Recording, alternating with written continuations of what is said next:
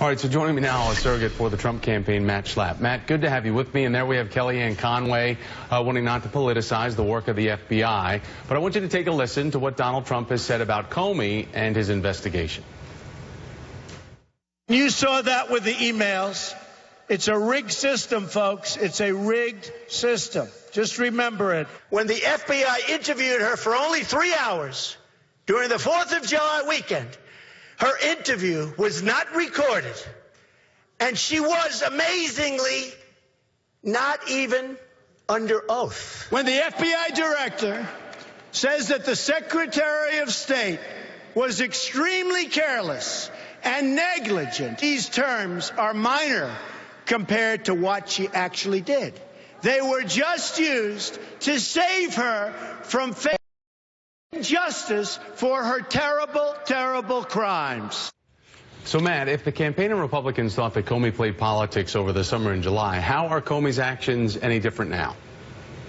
Well, I think what's different now is Jim Comey was faced, I think, Thomas, we're going to learn the facts as the days and weeks and months come forward, but I think he was faced with a very serious problem inside the FBI with career agents who believed that they should have been more aggressive in the decision that was made over the summer to not prosecute, and faced with new information that it would be impossible for the FBI to turn its head to the fact that they had uncovered all this new email information. So I think he's in a tough spot. I think he's tried to balance and juggle this, and at the end of the day, I think he realized his reputation was caught up if he continued to turn the other way to this wrongdoing, especially, Thomas, as you know, because your station has reported it, other people have gone to jail for mishandling classified information. It's a serious challenge. Well, and it also is a big if about whether any of these emails are really going to ping the radar of those that are expected from the FBI to go through this new material, whether it's pertinent or not.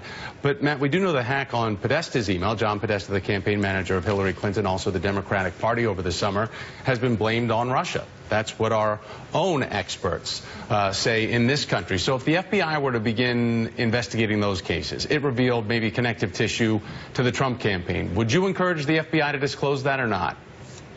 I think the problem is this. I think it is a problem when the FBI comes out this close to an election and makes major announcements that can be seen as political. I think the problem with the Hillary Clinton investigation, Thomas, is that it was already happening within the political context just a few months ago. And when he saw this new information, it's not just a few emails, as you know, as Pete Williams just reported, it's a heck of a lot of emails, right? It's over 600,000 emails. And we don't know the content of those emails, but that could be either positive or negative.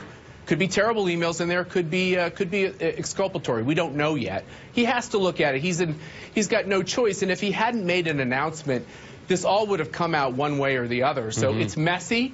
I think if the Russians hacked John Podesta's emails, I think we ought to do everything we can as a country to make this, to take steps to make sure this never happens again. I think it's criminal. I think it's wrong. That being said, it is happening.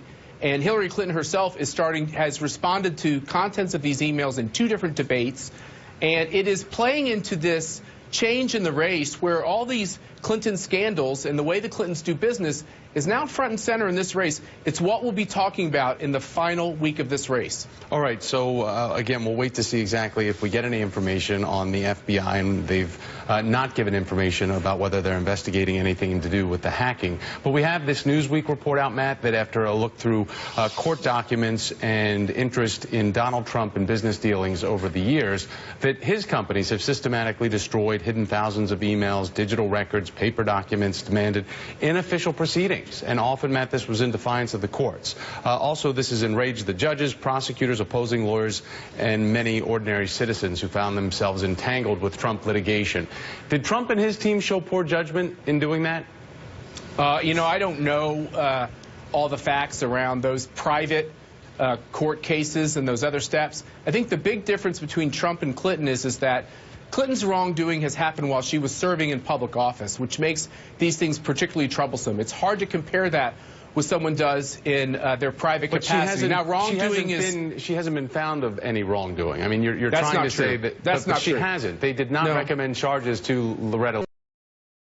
in a criminal capacity. So there is no charge of wrongdoing, Matt. No, there's no charge of a crime. She has not been convicted of a crime, but she herself is saying she made a big mistake in contravening the policies by having her private server and by not handling classified information in the correct manner. She herself is saying that she bungled that. Now, whether or not she's committed crimes in this process is what this investigation is all about. And we also know that the foundation has been being investigated. The Wall Street Journal did a great piece on this over the weekend.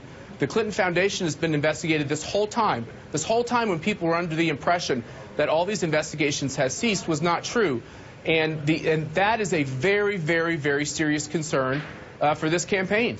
But also the Trump Foundation, too, just to categorize how it was shut down by the New York Attorney General. I know, but there is other wrongdoing going on by the Clinton Foundation. I don't think anybody's hands are clean in all of this, unfortunately. And we still wait to see Donald Trump get through the Trump University fraud case and another case that's supposed to come up here in New York in December. The big difference between the two, though, is, look, wrongdoing is wrongdoing. But the big difference between the two is that Hillary Clinton's was about our most serious information that a government official has to handle, and the way that she implemented protocols around that information. That is what the difference is. The Clintons have been in office since continually, right? Since 2000. She was senator from New York, and then she was Secretary of State. And all throughout that process, what we have learned is that the Clinton Foundation has been engaged in a system by which it was fully leveraged to get wealthy. They got plenty wealthy. And we've learned about all these yucky interactions with foreign governments and donors. And look, this is a fair thing for voters to know, and I think that's why the FBI is digging in on this, because these leaks, even though we don't like the leaks, these leaks do not paint a pretty picture. Right, but there is no implication of guilt because of an investigation. That would be the same thing as Donald Trump having paid people off, dating all the way back to when the government was investigating them for discrimination charges, and they took a plea. But they took no guilt in taking that plea. So, Matt, I appreciate the conversation that we had here. I know we're going to continue to talk about this. Happy Halloween. Hopefully no more scares to come over the next 8 days.